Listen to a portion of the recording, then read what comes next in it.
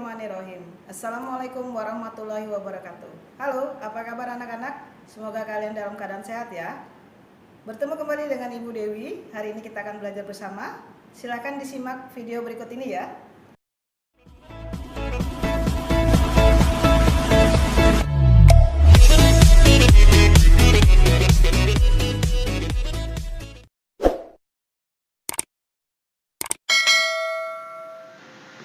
Baiklah anak-anak, kita akan masuk ke materi pelajaran pertama kita. Tapi jangan lupa siapkan buku dan alat tulis kalian ya.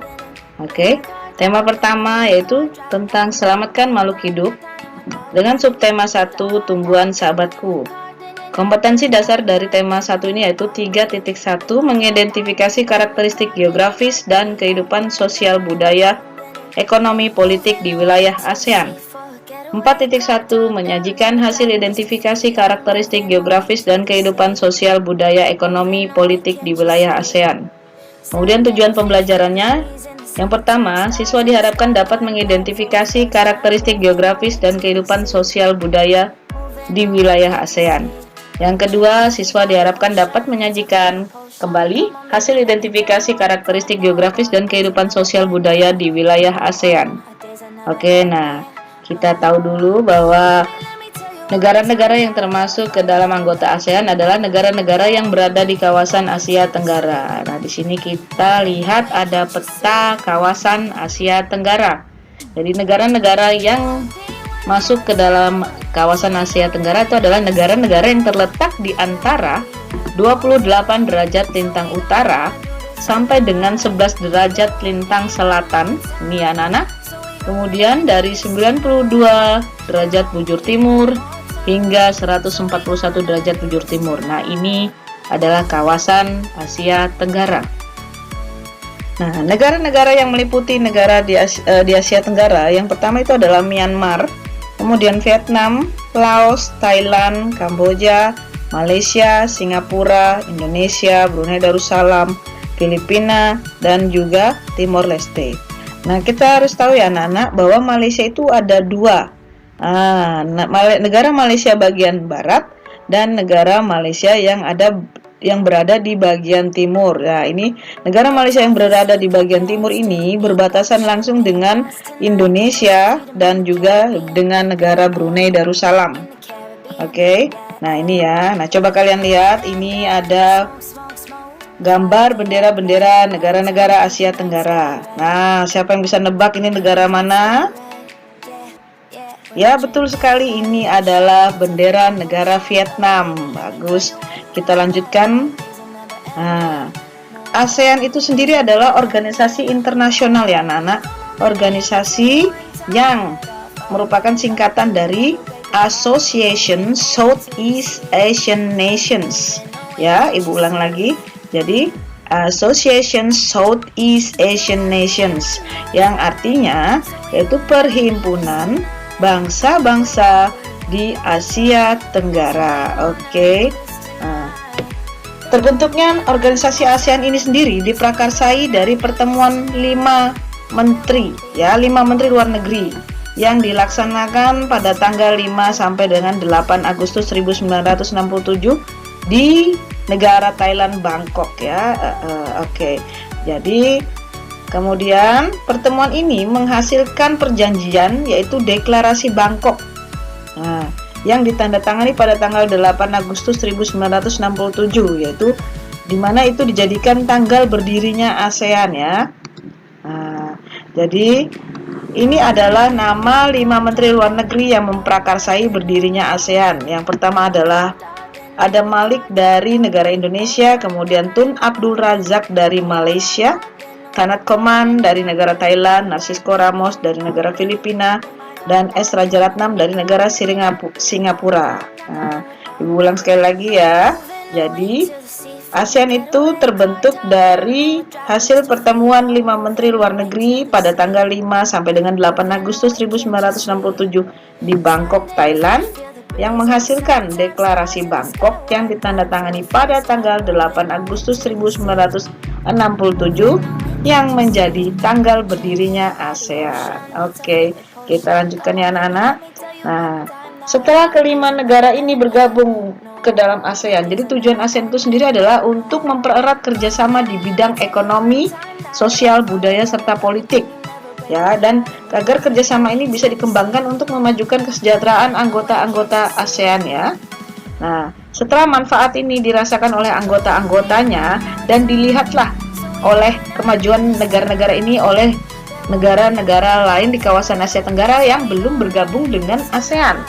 Nah, kemudian mulailah masuk negara-negara tersebut ke dalam organisasi ASEAN ya.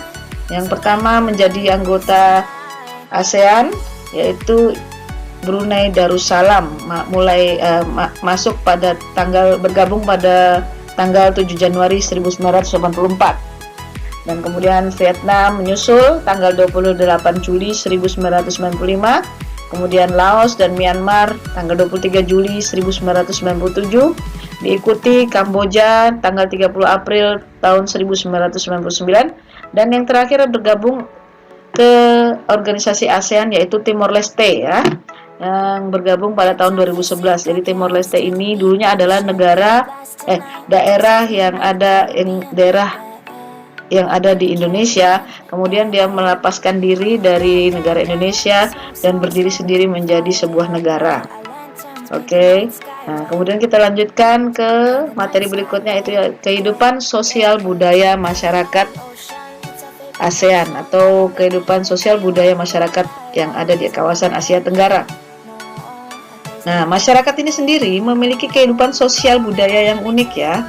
Nah, kita bisa lihat ini yang Ibu sajikan pertama adalah dua foto ini adalah foto dari negara Brunei Darussalam. Nah, ini foto negara Brunei Darussalam yang sangat mewah, megah ya. Nah, Brunei Darussalam termasuk negara yang kaya dan maju sekali, dan dengan pendapatan per kapita penduduknya yang sangat tinggi dari hasil bumi, minyak dan gas bumi ya. Nah, Brunei Darussalam ini ditemukan oleh Awang Alak Betatar. Nah, dia memberi nama Brunei Darussalam. Brunei ini berasal dari kata nabaru. Kemudian Darussalam tempat yang damai atau rumah keamanan. Jadi artinya tempat baru ya, tempat baru yang damai dan indah. Dan kemudian di sini bisa kita lihat foto yang di sebelah kanan ini, ada foto pemukiman atau kampung di atas air. Nah, ini adalah kampung yang menjadi kebanggaan warga Brunei Darussalam dan menjadi tempat wisata ya anak-anak. Ini namanya adalah kampung air. Kampung air dalam bahasa Melayu. Artinya kampung air, di mana kampung itu adalah kampung yang terletak di atas air, kampung terapung ya.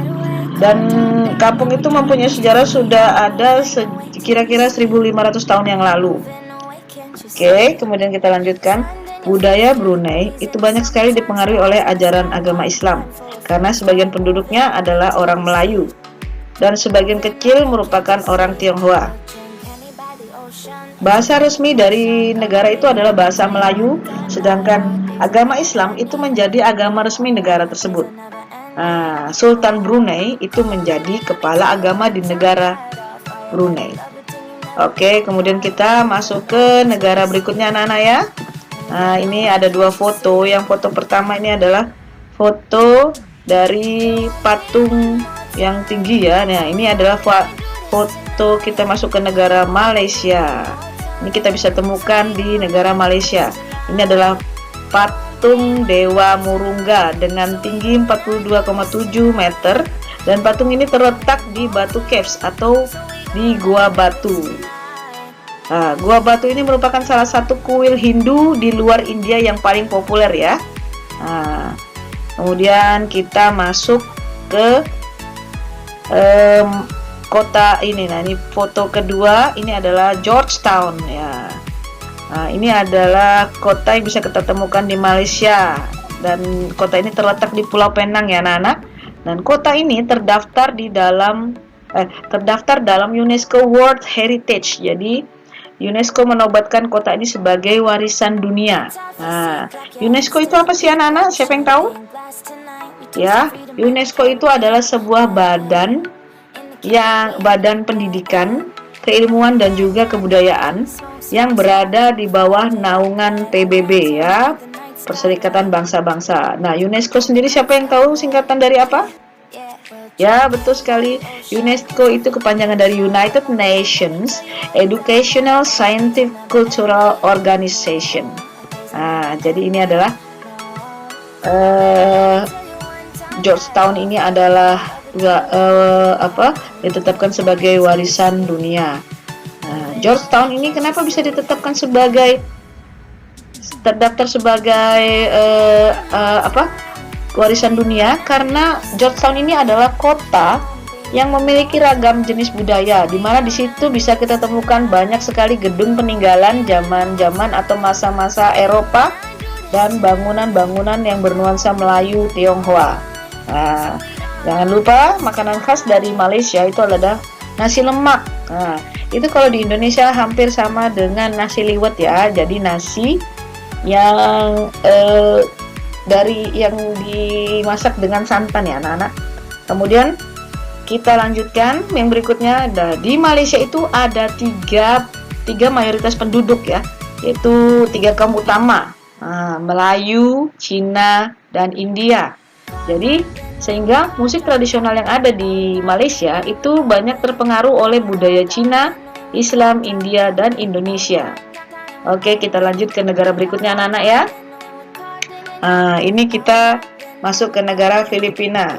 Di Filipina itu budaya yang ada di Filipina itu merupakan hasil perpaduan antara budaya Barat dan Timur. Kehidupan budayanya itu dipengaruhi oleh budaya Melayu, Cina, dan Spanyol. Sedangkan bahasa nasional Filipina itu adalah bahasa Tagalog. Bahasa Inggris juga dipakai di Filipina dan hampir di sebagian besar negara-negara di kawasan Asia Tenggara ya, karena bahasa Inggris ini sendiri adalah menjadi bahasa pengantar untuk urusan perdagangan atau pergaulan. Nah, anak-anak jadi jangan malas untuk belajar bahasa Inggris ya, karena bahasa Inggris adalah bahasa yang universal. Oke. Lanjutnya, nah kita lihat ini di sebelah kiri ini ada foto tarian yang ada di Singapura. Jadi kita bisa menemukan tarian ini di Singapura. Tarian ini adalah tarian tinikling. Tarian yang menceritakan tentang burung tinikling yang berjalan melompat menghindari perangkap bambu petani. Nah, tariannya seperti ini ya, dengan memakai bambu panjang. Nah, yang dua wanita ini menjadi ceritanya adalah burung tinikling ya. Oke, kita lanjut ke negara berikutnya. Nah, ini ada 3 foto. Ini bisa kita lihat. Kita ada di negara Kamboja, benar sekali. Nah, ini foto pertama ini adalah candi ya, Candi Angkor Wat, candi terbesar di Kamboja, yang mana di sana banyak bisa kita temukan candi-candi, dan candi-candi ini adalah kuil-kuil ibadah agama Hindu dan Buddha. Oke. Nah, kemudian kita bisa lihat foto kedua, ini foto tarian Apsara. Tari Apsara ini sudah ada lebih kurang 2000 tahun yang lalu ya. Dan Apsara ini diambil dari istilah agama Hindu yang artinya bidadari. Nah, kemudian kita bisa lihat ini adalah di foto yang sebelah kanan, paling kanan ini adalah foto baju dari orang Kamboja ya, baju tradisional Kamboja, dan yang mereka sampirkan di bahu, di badan mereka ini adalah syal kotak-kotak yang disebut krama. Dan orang Kamboja itu sendiri disebut juga sebagai dikenal dengan sebutan orang Khmer ya. Nah, untuk krama itu sendiri itu bisa dipakai oleh kaum pria, bisa dipakai oleh kaum wanita ya, dan juga anak-anak. Nah itu untuk kaum pria biasanya syal ini dipakai sebagai handuk, dan untuk kaum wanita syal ini krama ini dipakai untuk mempercantik penampilan, bisa juga dipakai untuk menggendong bayi, dan kadang-kadang dipakai untuk melindungi tubuh dari paparan sinar matahari. Dan untuk anak-anak biasanya krama ini dibentuk seperti boneka mainan ya. Oke. Kemudian kita lanjut ke negara Vietnam. Nah, di sini ada 2 foto. Yang foto pertama ini ada foto permainan tradisional anak Vietnam. yang dinamakan menangkap jangkrik dengan mata tertutup. Nah, jadi ada anak-anak yang di tengah ini, ada anak di tengah dengan lingkaran, matanya ditutup kain.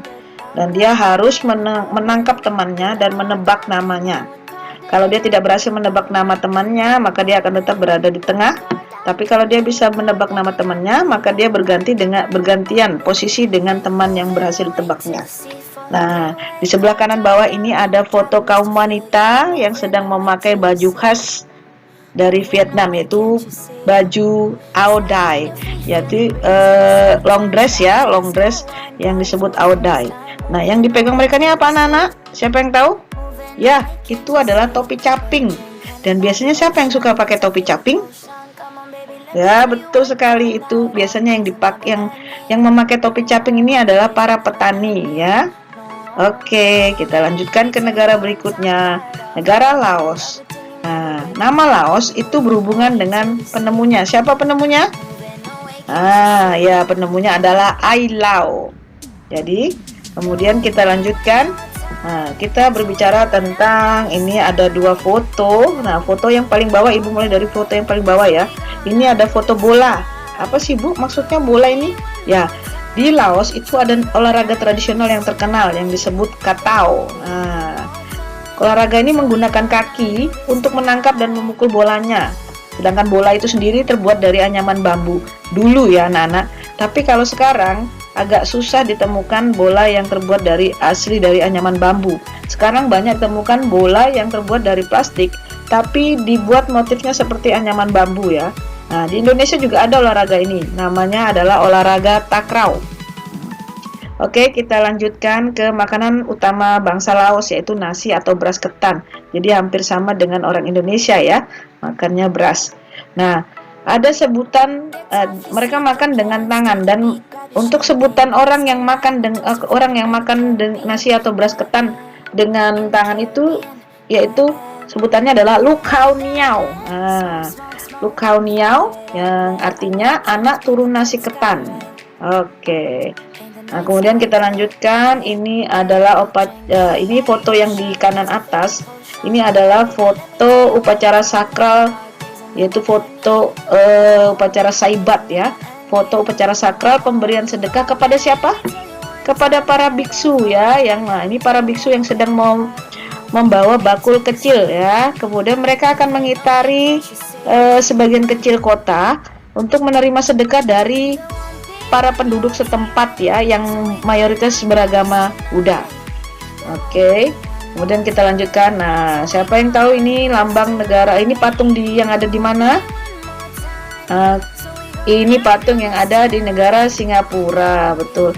Nah, patung ini adalah lambang dari negara Singapura, yaitu patung Merlion, yang itu kepanjangan dari Mermaid Lion. Jadi mermaid itu putri duyung, lion itu singa. Jadi Merlion ini adalah patung berkepala singa dan berbadan ikan. Nah, bahkan menurut mitos atau sejarahnya, Singapura dahulunya adalah kampung ikan. Nah, kampung yang bernama Temasek, yang berasal dari bahasa Jawa artinya lautan. Dan kata Singapura itu sendiri berasal dari bahasa Sanskerta ya anak-anak, yang artinya kota singa. Nah, di Singapura itu penduduknya kebanyakan berasal dari Cina, Melayu, India, dan Eropa. Bahkan ada sebutan khusus untuk keturunan Cina Melayu, yaitu kaum Baba. Nah, karena penduduknya mayoritas dari Cina, Melayu, India, dan Eropa, Singapura itu mempunyai 4 bahasa resmi. Bahasa Melayu, bahasa Mandarin atau bahasa Tionghoa, Inggris, dan Tamil. Nah, kemudian kita lanjut ke negara Thailand ya anak-anak. Nah, negara Thailand, ini bisa kita lihat, ini adalah foto patung Buddha raksasa yang ada atau yang bisa kita temukan di negara Thailand. Thailand itu adalah negara satu-satunya yang tidak pernah dijajah oleh bangsa Eropa. Bangsa lain ya, pokoknya dia tidak pernah dijajah oleh bangsa manapun. Nah, Thailand itu berasal dari bahasa Thai, yaitu Pratet Thai, yang artinya tanah kebebasan atau rumah rakyat merdeka. Oke. Nah, kemudian Thailand juga dikenal dengan sebutan negara gajah putih, the land of the white elephant. Karena apa? Karena di negara Thailand itu ada spesies gajah putih, tapi dia bukan gajah albino ya anak-anak, berbeda ya. Nah, hewan ini sangat dikeramatkan, atau gajah putih ini sangat dikeramatkan oleh warga Thailand. Kenapa? Karena dia hanya dimiliki oleh para raja di Thailand. Oke, kita lanjutkan ke negara berikutnya, yaitu negara Timor Leste. Nah, Timor Leste ini dulunya adalah disebut juga Republik Demokratik Timor Leste yang bernama Timor Timur, sebuah negara di sebelah utara, bagian timur Pulau Timur. Dan kebudayaannya, penduduk Timor Leste ini merupakan orang keturunan Austronesia, Melayu, Polinesia, Papua. Jadi ada di sana ada kaum minoritasnya Tionghoa dan juga keturunan Portugis Eropa. Dan mayoritas penduduk Timor Leste itu beragama Kristen Katolik ya anak-anak. Dan Timor Leste itu sendiri mempunyai dua bahasa resmi, yaitu bahasa Tetun dan bahasa Portugis. Nah, di sini kita bisa lihat di foto kanan atas itu ada foto kain tais, yaitu kain tenun lokal yang biasa diproduksi oleh kaum wanita dengan menggunakan alat tenun tradisional. Nah, ini ya kainnya ya, namanya kain tais. Nah, terus kita lihat lagi di bawah ini ada gambar rumah. Nah, rumah adat ini dikenal dengan nama mantilu. Oke, kemudian kita lanjut ke keadaan geografis di negara-negara Asia Tenggara. Nah, sebagian besar kawasan Asia Tenggara ini negaranya beriklim tropis dengan curah hujan yang sangat tinggi dan juga suhu udara yang sangat panas. Nah, tapi hanya satu daerah, yaitu Myanmar, negara Myanmar bagian utara yang beriklim subtropis. Hutan hujan tropis ini menghasilkan banyak sekali kayu dan rotan ya anak-anak. Dan juga sekarang hampir semua negara di kawasan Asia Tenggara memiliki wilayah laut yang banyak sekali memberikan manfaat seperti ikan dan hasil laut, dan juga menjadi jalur transportasi air, kemudian juga menjadi objek wisata, dan bahkan juga sebagai tempat untuk menambang ya minyak dan gas bumi, karena bisa kita temukan penambangan dasar laut, yaitu pengeboran dasar laut. Nah, banyak kita temukan rig ya, rig di daerah di laut ya. Nah, ini adalah kawasan Asia Tenggara yang ada hijau-hijau ini, warna hijaunya adalah hutan hujan tropisnya. Oke, baiklah anak-anak, jangan lupa untuk mengerjakan latihannya ya. Oke, sekian dulu, terima kasih. Alhamdulillah, pelajaran kita sudah selesai hari ini. Semoga anak-anak dapat memahami penjelasan ibu ya. Sampai bertemu di pembelajaran berikutnya. Wassalamualaikum warahmatullahi wabarakatuh.